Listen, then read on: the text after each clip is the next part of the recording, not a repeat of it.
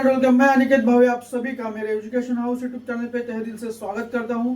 तो आज के वीडियो में हम देखने वाले हैं कि classification of acid and classification of basis क्या होते हैं। देखिए, लास्ट वीडियो में हमने ये तो देख लिया था कि एसिड क्या होता है और बेसिस क्या होते हैं। एक बार फिर से उनको रिकॉल करते हैं। एसिड्स केमिकल सब्सटेंस होते हैं जो कि H+ आयंस प्रोड्यूस करते हैं जब वो वाटर में डिसॉल्व होते हैं। ठीक है, सिमिलरली जो बेसिस रहते हैं वो OH- आयंस प्रोड्यूस करते हैं जब उसको हम वाटर में डिसॉल्व करते हैं।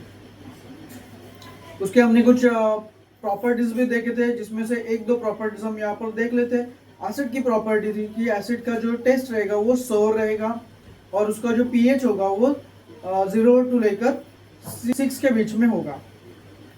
तीसरी प्रॉपर्टी एसिड की रहेगी वो कि एसिड जो भी रहेंगे वो क्या करते थे, इलेक्ट्रॉन्स डोनेट करते थे। ठीक है, अभी सिमिलर बेसिस का भी हम देख लेते हैं कि बेसिस की जो प्रॉपर्टीज थी उसमें जो पीएच रहता था वो रहता था 8 से लेकर 14 तक। जो टेस्ट रहती थी वो रहती थी बिटर, और वो बेसिस क्या करते थे, इलेक्ट्रॉन गेन करते थे। ठीक है, अगर आपने वो वीडियो नहीं देखा होगा तो मैं रिक्वेस्ट करूंगा कि आप पहले वो वीडियो देख लीजिए और बाद में ही ये आगे सीरीज में बने रहिए। उसकी जो लिंक है वो ऊपर आपको आई बटन के यहाँ पर मिलेगी। क्लासिफिकेशंस ऑफ एसिड और बेसिस देखने के पहले हमें दो कंसेप्ट समझ के लेने होंगे। एक रहेगा कि dissociation of acid and base क्या रहता है, और सेकंड कंसेप्ट हमें समझ के लेनी पड़ेगी, वो रहेगी आयोनिक कंपाउंड क्या रहते हैं। ये दो चीजें इंपॉर्टेंट है, तो पहले हम उसी के ऊपर फोकस करते हैं। पहले हम समझ के लेते हैं कि dissociation of acid and base क्या रहते हैं। बेसिकली डिसोसिएशन का मीनिंग है सेपरेशन।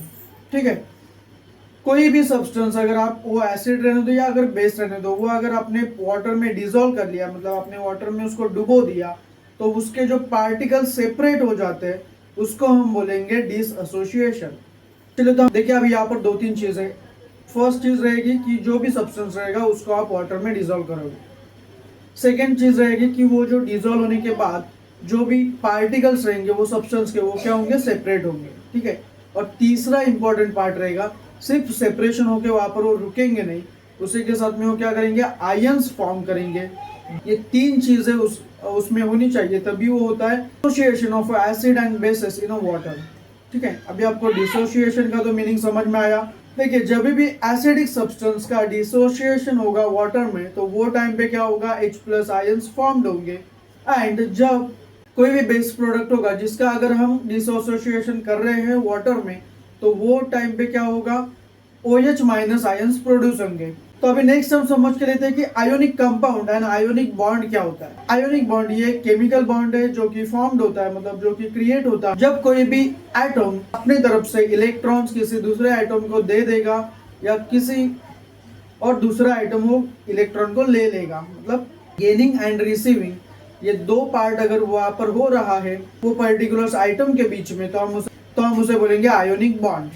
टिपिकली जो आयोनिक बॉन्ड है वो फॉर्म्ड होता है in between positive charge ion, जो कि कैटायन रहते हैं, जो कि इलेक्ट्रॉन क्या करते हैं, डोनेट करते हैं। एंड जो दूसरा पार्ट रहता है आयोनिक बॉन्ड में का, वो रहता है अनायन, जो कि इलेक्ट्रॉन गेन करते हैं। मतलब जो भी इलेक्ट्रॉन्स डोनेट किए होंगे उसको वो ले लेते हैं, जिसको हम अनायन भी बोलते हैं। जो कैटायन रहते हैं वो रहते हैं मेटल्स, मतलब जो इलेक्ट्रॉन्स डोनेट करते हैं वो रहते हैं मेटल्स, और जो इलेक्ट्रॉन्स ले लेते हैं उसको हम कहेंगे नॉन मेटल्स। ये दो चीजें आपको ध्यान में रखनी है। तो जो भी आयोनिक बॉन्ड फॉर्म होता है वो किसके बीच में रहता है, in short metals and non metals के बीच में ही आयोनिक बॉन्ड होते हैं। द इलेक्ट्रोस्टैटिक अट्रैक्शन रहता है, ये जो दो अपोजिट चार्ज पार्टिकल्स में से वो क्या करते हैं, आयोनिक बॉन्ड फॉर्म करने के लिए हेल्प करते हैं।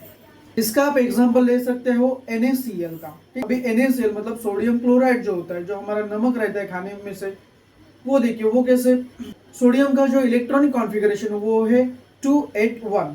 ठीक है, अभी उसके जो लास्ट वाली ऑर्बिट है उसमें एक एक्स्ट्रा इलेक्ट्रॉन है उसके पास में। तो अगर आपने सेपरेट कर दिया तो आपको मिलेंगे दो आयंस। पहले तो वो क्या करेगा, उसको एक इलेक्ट्रॉन दे देगा, किसी और को तो दे देगा, जो भी जरूरतमंद है उसको क्या करेगा, सोडियम एक इलेक्ट्रॉन दे देगा।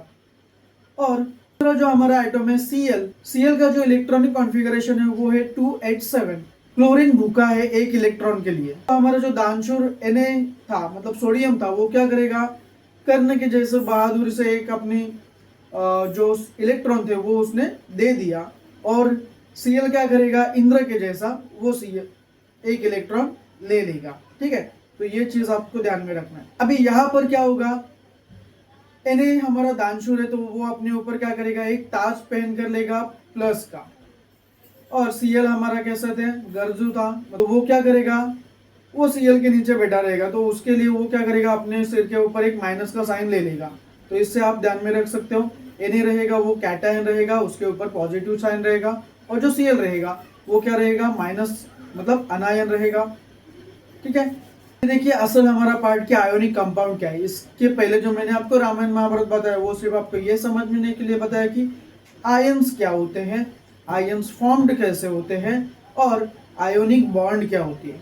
अभी जो हमारा एक्चुअल पार्ट है वो अभी है, जिसको हम बोलेंगे आयोनिक कंपाउंड करके। आयोनिक कंपाउंड का फॉर्म होगा जब कोई भी metals and non metals electron exchange करेंगे, मतलब इलेक्ट्रॉन्स की गेनिंग एंड लूजिंग का पार्ट होगा उनमें। जैसा हमने देखा ला थोड़ी देर पहले कि कर्ण और इंद्र के जैसे, दानशूर और गर्जू के व्यक्ति के जैसे वो ले लेंगे, वो सिर्फ इलेक्ट्रॉन के लेन देन नहीं करेंगे, वो साथ में रहेंगे, तो उसको हम बोलेंगे आयोनिक कंपाउंड्स। अभी इसका आप एग्जांपल ले सकते हो NaCl, जो कि हमने एग्जांपल देख लिया था। उसके बाद में है MgO is manganese oxide and calcium chloride CaCl2। ठीक है, तो अभी जो हमारा असल टॉपिक था उसके लिए तो आपको दो चीजें जो लगने वाली थी वो तो आपने समझ के ले लिया। तो अभी हम चालू करते हैं कि classification of acids and classification of basis क्या होता है।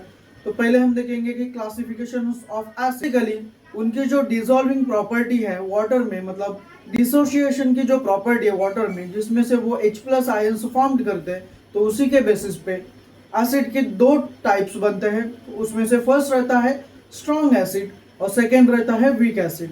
तो आइए देखते हैं कि strong acid and weak acid क्या है करके। First strong acid, acid substance जब हम वाटर के अंदर उसको डिसॉल्व करेंगे, मतलब उसको हम डुबो के रखेंगे, तो वो क्या करेगा, वो एसिड सब्सटेंस का वाटर के अंदर क्या होगा, पूरा डिसोसिएशन होगा। ठीक है, मतलब वो पूरी तरीके से उसके जो सब्सटेंस रहेंगे वो एक दूसरे से सेपरेट हो जाएंगे, जो पार्टिकल्स होंगे वो एक दूसरे से सेपरेट हो जाएंगे, और वो क्या करेंगे, आयंस क्रिएट करेंगे, H+ आयंस।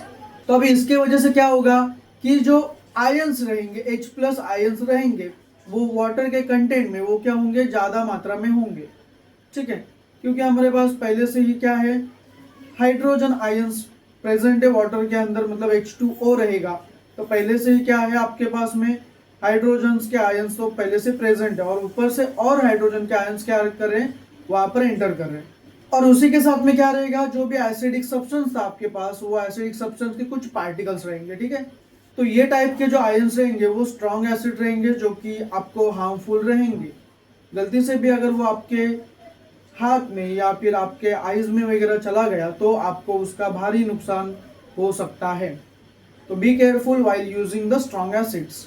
स्ट्रॉन्ग एसिड का एग्जांपल रहते हैं कॉन्सेंट्रेटेड HCl, HBr, H2SO4, ये सारे क्या है, स्ट्रॉन्ग एसिड के एग्जांपल है। वीक एसिड, जो भी एसिडिक सब्सटेंस रहेगा, अगर उसको आपने वाटर के अंदर डुबो के रखा, मतलब डिसॉल्व किया, और उसमें से अगर उसका पूरी तरीके से सेपरेशन नहीं हुआ, तो उसको हम बोलेंगे वीक एसिड करके। वीक एसिड में क्या होता है कि पूरे H+ आयंस पानी में नहीं डिसॉल्व होते। इसका एग्जांपल रहते हैं एसिडिक एसिड CH3CHOO और CO2 जो कि कार्बन डाइऑक्साइड है। ये थे डिसएसोसिएशन के ऊपर एसिड्स के कुछ क्लासिफिकेशन। अभी हम देखते हैं कि डिसएसोसिएशन के ऊपर बेसिस के क्लासिफिकेशन सेम रहेंगे, weak, strong base and weak base. Strong base, कोई भी बेस सब्सटेंस आपने ले लिया और अगर आपने उसको पानी के अंदर डुबो दिया, मतलब डिसॉल्व कर दिया, डिसोसिएशन होने के बाद अगर OH- आयन सेपरेट हो जाते हैं पूरी तरीके से, तो हम उसे बोलेंगे स्ट्रॉन्ग बेसेस। तो वो जो वाटर का सॉल्यूशन रहता है वो बेस सब्सटेंस का, उसमें OH आयंस क्या रहते हैं, ज्यादा मात्रा में रहते हैं साधन। तो वो जो एक्वेशियस सॉल्यूशन होता है वो कैसे रहता है, बेसिकली बेसिस इन नेचर। इसका एग्जांपल है NaOH, sodium hydroxide, potassium hydroxide. Next हम देखते हैं वीक बेस। अपने कोई भी अगर बेस सब्सटेंस ले लिया, उसको अगर आप पानी में डिसॉल्व कर रहे हो और उसमें से पूरी तरीके से सेपरेशन नहीं हो रहा है वो बेस प्रोडक्ट का, तो उसको हम बोलेंगे वीक बेसिस। यानी कि सेपरेशन मतलब क्या कि OH माइनस आयंस पूरी तरीके से बाहर नहीं डिजोल्व निकल रहे वो बेस प्रोडक्ट में से, तो उसको हम बोलेंगे OH माइनस आयंस। तो उसी के साथ में क्या होगा, पूरी तरीके से डिजोल्व न होने के वजह से OH माइनस आयंस के जो आयंस रहेंगे वो कम मात्रा में होंगे, और उसी के साथ में जो प्रोडक्ट था, मतलब जो आपका बेस प्रोडक्ट था, उसमें से जो दूसरा एलिमेंट था उसके भी कुछ पार्टिकल्स वहां पर मिलेंगे। इसका एग्जांपल है अमोनिया NH3।